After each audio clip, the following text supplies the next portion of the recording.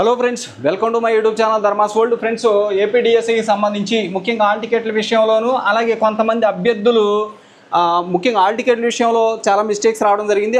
అది పక్కన పెడితే చాలామందికి హాల్ టికెట్లే రాలా. అప్లికేషన్లు పెట్టుకున్నారు కానీ హాల్ టికెట్లు రాలా. అప్లికేషన్లు యాక్సెప్ట్ అయినాయి కానీ హాల్ టికెట్ రాలా.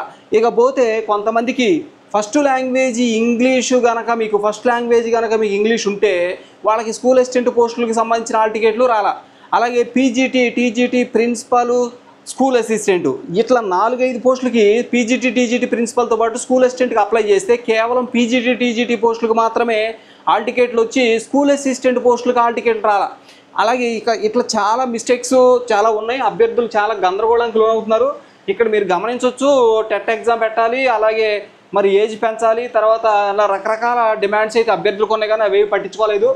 ఇక్కడ డిఎస్సికి సంబంధించి ఒకే రోజు ఒకే సమయంలో 2 పరీక్షలు, ఒక వ్యక్తే రాయాల్సి వస్తే సమస్య ఏంటి? ఇప్పుడు హాల్ టికెట్లు అలాంటి గందరగోళం ఉంది. ఇకపోతే ఆన్లైన్లో ఒకలా హాల్ టికెట్లో మరోలా పరీక్ష తేదీలు ఉన్నట్లుగా తెలుస్తూ ఉంది.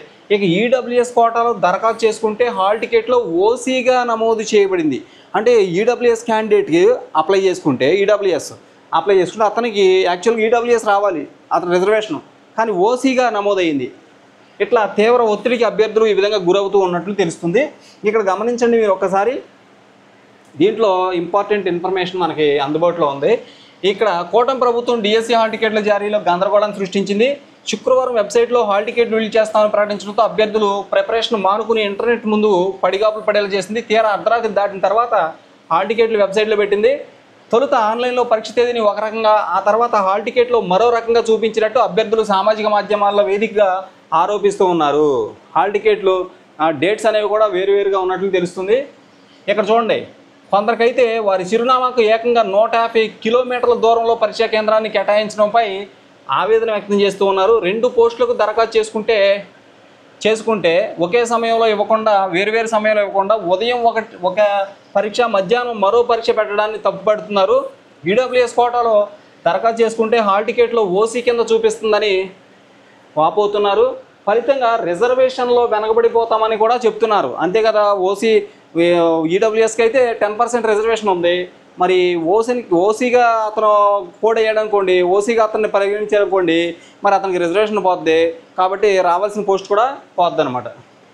నెక్స్ట్, ఇట్లా కొన్ని మిస్టేక్స్ ఉన్నాయి. ఇక్కడ చూడండి, సందేహాల నివృత్తికి హెల్ప్ డెస్క్ పెట్టారు కానీ దానికి ఫోన్ చేస్తుంటే మరి ఎటువంటి రెస్పాండ్ అవ్వట్లేదని చెప్పేసి అభ్యర్థులు చెప్తున్నారు. ఇక మెగా డిఎస్సి 2025 పరీక్షల హాల్ టికెట్లు విద్యాశాఖ వెబ్సైట్లో అందుబాటులో ఉన్నాయని DSC convener SCERT director M Venkatakrishna Reddy శనివారం ప్రకటన తెలిపారు. ఇక హాల్ టికెట్లలో ఏవైనా అభ్యంతరాలు ఉంటే అభ్యర్థులు హెల్ప్ డెస్క్, ఇక్కడ నెంబర్లు ఇచ్చారు, హెల్ప్ డెస్క్ నెంబర్లు ఇవన్నీ, ఈ నెంబర్లకు ఫోన్ చేస్తే రెస్పాండ్ అవ్వట్లేదని చెప్పేసి చెప్తున్నారు. ఫోన్ చేసి లేదా డిఎస్సి గ్రీవెన్స్ అట్ apschool.edu.in ఈ అడ్రస్కు మెయిల్ చేసి సందేహాలను నివృత్తి చేసుకోవచ్చు అన్నారు.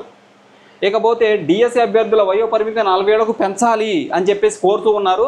డిఎస్సి అభ్యర్థుల వయోపరిమితిని 40 ఏళ్లకు పెంచాలని అఖిల భారత యువజన సమాఖ్య ఏపీ నిరుద్యోగ జేఏసీ డిమాండ్ చేశాయి. శనివారం విజయవాడలోని ధర్నా చౌక్లో ఏఐవైఎఫ్ అలాగే నిరుద్యోగ జేఏసీ సంయుక్త ఆధ్వర్యంలో టెట్ నిర్వహించిన తర్వాతే డిఎస్సి పరీక్ష నిర్వహించాలని కూడా వాళ్ళు డిమాండ్ చేస్తూ ధర్నా చేశారు. ఇక్కడ గమనించండి ఫ్రెండ్స్, మీరు డిఎస్సి అభ్యర్థుల యొక్క వయోపరిమితి పెంచాలని ధర్నా చేశారు, అలాగే టెట్ పెట్టాలని కూడా ధర్నా చేశారు. ఇక్కడ మీరు చూడొచ్చు, డిఎస్సి అభ్యర్థుల వయోపరిమితి 40 ఏళ్లకు పెంచాలి, 47 ఏళ్లకు పెంచాలని అఖిల భారత యువజన సమాఖ్య అలాగే ఏపీ నిరుద్యోగ జేఏసీ డిమాండ్ చేశాయి. శనివారం ధర్నా చౌక్లో ఏఐవైఎఫ్ నిరుద్యోగ జేఏసీ సంయుక్త ఆధ్వర్యంలో టెట్ నిర్వహించిన తర్వాతే డిఎస్సి నిర్వహించాలని డిమాండ్ చేశారు. ఇక చూడండి, డిమాండ్ చేస్తూ ధర్నా చేశారు. ఎప్పుడో జరిగిన టెట్ ఆధారంగా డిఎస్సి నిర్వహించేందుకు ప్రభుత్వం సిద్ధమైందన్నారు. దీంతో 2023-25 మధ్య బీఈడీ పూర్తి చేసిన వారు డిఎస్సికి అర్హత లేక తీవ్రంగా నష్టపోతున్నారని చెప్పేసి చెప్పారు. ఇక్కడ చూడండి, 2023-25 మధ్య బీఈడీ చేసినటువంటి వారు డిఎస్సికి అర్హత లేక నష్టపోతా ఉన్నారు.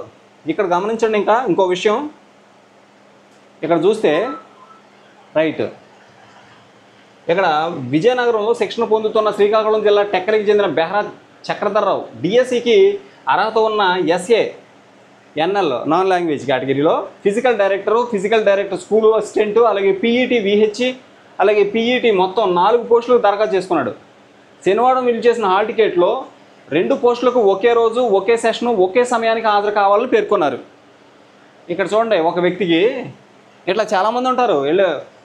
ఒకే సెషన్లో ఒకే సమయానికి హాజరు కావాలని ఒకే రోజు పేర్కొన్న 4 పరీక్షలకు రుసుము కట్టానని, తాజాగా విడుదల చేసిన హాల్ టికెట్ ద్వారా 3 పరీక్షలు మాత్రమే రాయగలుగుతున్నానని చక్రధర ఆవేదన చేశారు. ఇది మొత్తం మీద ఇలా హాల్ టికెట్లో అప్లికేషన్ సబ్మిట్ అయిపోయింది, అప్లికేషన్ సబ్మిషన్ అయ్యింది కానీ హాల్ టికెట్ రాని వాళ్ళు చాలామంది ఉన్నారు. 4-5 పోస్టులకు అప్లై చేసుకుంటే 2-3 పోస్టులకు హాల్ టికెట్లు వచ్చిన సందర్భాలు ఉన్నాయి. ఇక క్యాస్ట్ కూడా మారిపోయిన సందర్భాలు ఉన్నాయి. ఒకే రోజు 2 ఎగ్జామ్స్ ఒకే సమయంలో రాయాల్సిన పరిస్థితి ఒక్కొక్క క్యాండిడేట్స్కి వచ్చింది. ఇట్లా రకరకాల మిస్టేక్స్ అయితే ఉన్నాయి ఫ్రెండ్స్. వీటన్ని తప్పకుండా పరిగణలోకి తీసుకుని సాల్వ్ చేయాలి, లేకపోతే అభ్యర్థులు నష్టపోతారు. ఇక్కడ అంతే, అభ్యర్థులు అడ్డగోలుగా నష్టపోతారు. అప్లికేషన్లో తప్పులు, తర్వాత ఇప్పటికే అప్లికేషన్ పెట్టుకోవడానికి అవకాశం లేక చాలామంది నష్టపోయారు. అప్లికేషన్ పెట్టుకున్నారులే ఎట్టగొట్ట అనుకుంటే వాళ్ళకి హాల్ టికెట్లు రాక అనేక వేల మంది అభ్యర్థులు నష్టపోతూ ఉన్నారు. అలాగే అప్లికేషన్లో తప్పులు సరిదిద్దాలని చెప్పేసి కూడా కోరుతూ ఉన్నారు. ఇంకా ఇంకో పక్కన టెట్ కండక్ట్ చేయాలి, డిఎస్సికి ముందు టెట్ కండక్ట్ చేయాలని, అలాగే ఏజ్ పెంచాలని, ఇలా రకరకాల డిమాండ్స్ అయితే అభ్యర్థులు చాలా గందరగోళ పరిస్థితి అయితే ఉంది. ఇవన్నీ కూడా ప్రభుత్వం సాల్వ్ చేసి ముందుకు వెళ్తే ప్రభుత్వానికి మంచి పేరు వస్తుందని భావిస్తున్నారు. Thank you so much for watching. Please share this video and subscribe my channel. Thank you so much.